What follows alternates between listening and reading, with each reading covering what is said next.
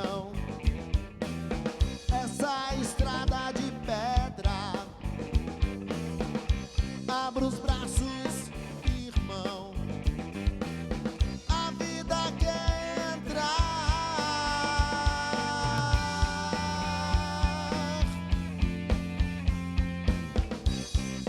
Faça a verdade,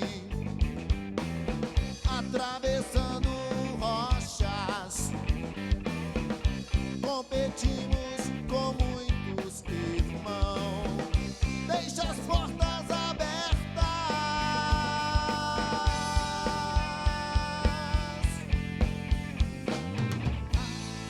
Tudo parece uma bola de neve, fio condutor que liga os sonhos, um banquete que satisfaz nossos desejos, cujos raios de luz faz emoção. Oh, oh. Oh, oh.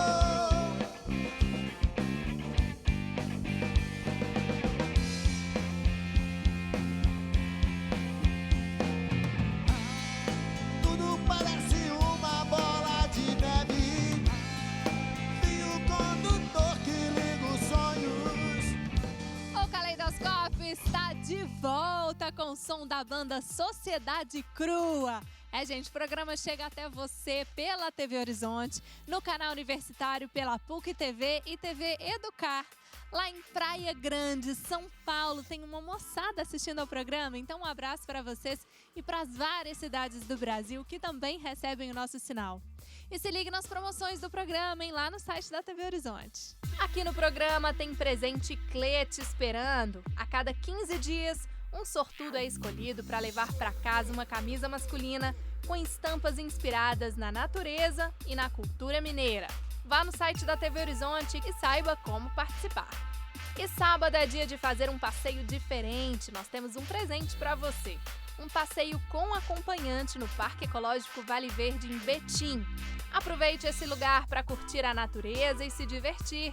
Acesse o site da TV Horizonte e clique no banner Promoções e descubra como participar. Não deixe de passar no site e conferir as promoções e participe também do nosso bate-papo aqui de hoje sobre produtores culturais. Falamos aqui no bloco anterior, né, gente, sobre o que faz um produtor. E aí nós temos diversas atuações, inclusive aqui, né, com vocês como convidados aqui. Temos no teatro, né, temos lá na produção sonora. Quais são as possibilidades, gente, que a gente tem hoje para o trabalho de um produtor? O que a gente tem? Olha, eu vejo, até diante da crise, a utilização de um espaço com atividades multiculturais. Ou seja, apresentação de vários estilos musicais no mesmo dia. Conjugar, já fiz eventos desse tipo, unindo artes plásticas. Aí pode ser escultor, pintor, porque você acaba atraindo uma diversidade de público, né? Rateando os custos do espaço. E aí, quando a gente volta assim, para a profissão, né? Vamos retomando aqui na profissão, quais são as possibilidades que vocês veem hoje para essa atuação, né? O profissional, ele pode fazer o quê como um produtor cultural? Bom, dentro do âmbito, né, da produção, você tem a elaboração, o planejamento, a captação de recursos, né, o desenvolvimento estratégico da produção enquanto plataforma de produzir teatro, produzir cinema, produzir musicais, enfim. O jovem que está interessado, eu acho que ele tem aí uma área de atuação muito grande, que ele pode trabalhar na questão de espaços culturais existentes, né, ou ele pode ser realmente um empreendedor que se jogar para essa situação de transformar. Então, a capacitação, o fomento, a difusão é um amplo espectro de ações que ele pode se jogar e ser muito feliz. Claro, as dificuldades são imensas. Eu vejo que a produção musical aí, sonora, né, existem diversas possibilidades. A tecnologia hoje está muito mais à mão e eu sinto que, e isso eu aprendi desde que eu comecei a tocar, né, que o diálogo é importante. Então, é o músico dialogando com o diretor de cinema, desde o início, né? Eu falo que assim, o diretor ele precisa do músico, o músico precisa do diretor. E não tem conversa. Então, assim, pensa-se logo na relação comercial e tem uma relação artística importante de acontecer. Então, a primeira coisa dentro da universidade mesmo, assim, ó, tem um cara querendo fazer um curta, um diretor querendo fazer um curta. Pô, oferece o seu trabalho como músico. Deixa eu criar uma trilha, deixa eu colocar uma música no seu filme, vamos ver o que acontece. E daí surge uma vocação, surge uma energia. Ou, por exemplo, tem uma peça de teatro, pô, vamos fazer um musical, vamos entrar nisso. Né? Eu lembro em alguns colégios que eu trabalhei, lá no início, quando eu comecei a dar aula, né?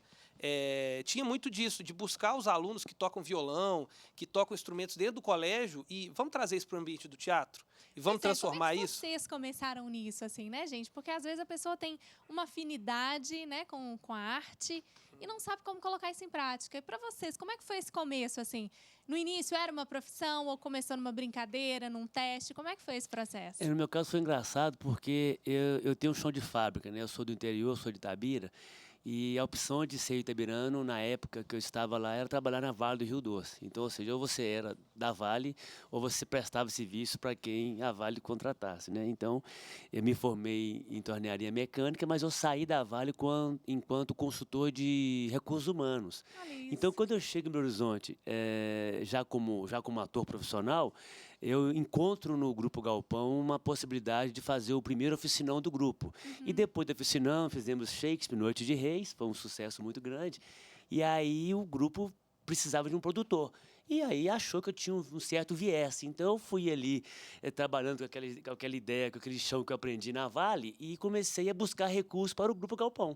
Olha só. Captação de recursos e trouxe a Petrobras. Então, naquela história, eu comecei, eu tenho um viés assim, vou produzir, vou captar recursos. Então, tem toda uma escadinha, né? Você é assistente de produção, você é produção executiva, você é produtor e você passa a ter um produtor desse cara que faça essa interface. Então, assim, os meios são diversos. Assim. Denise, e você? Como é que foi essa história? Como é que você caiu nessa? Bom, eu comecei... Tem tanto tempo que é difícil. Ó, enquanto você vai buscando aí na sua memória nesse tempo todo, eu vou pular para o Márcio para ele me contar como é que foi. Eu acho que tem um pouco, do que a gente estava falando sobre o que é ser produtor. A gente tem que ser um pouco de enxerido. Né? Acho que o que é o enxerido? Eu comecei tocando violão, né? Minha carreira de músico. Falei, vou aprender a tocar violão porque é legal tocar violão, ponto. Aí depois falei, só tocar violão não vai ter muita graça. Então deixa eu fazer alguma coisa. E aí entrei na Universidade de Música. Falei, também só fazer faculdade de música não vai ter muita graça, não. E aí eu comecei a falar, isso pode ser interessante. Adoro cinema, sempre gostei de filme, sempre vi os filmes e prestando atenção. Falei, olha que interessante, eu posso tocar, fazer a música. E aí sim... E aí fiquei amigo de diretor de teatro também, porque eu falei, também é interessante, porque eu posso entrar no musical. Então você vai entrando, e aí, né? nos porquês da vida, Pronto, né? Que e é aquela aí... fase lá dos 6 anos que você foi prorrogando no porquê. Você vai começar a de fazer. De repente tá aí profissional. E aí depois que você começa nisso, você, com a capacidade de empreendedor, você fala assim, eu posso abrir uma empresa e começar a trabalhar com isso. E aí você começa a capacitar pessoas. E depois, logo depois da faculdade de música, eu fui fazer mestrado, fiz mestrado em cinema.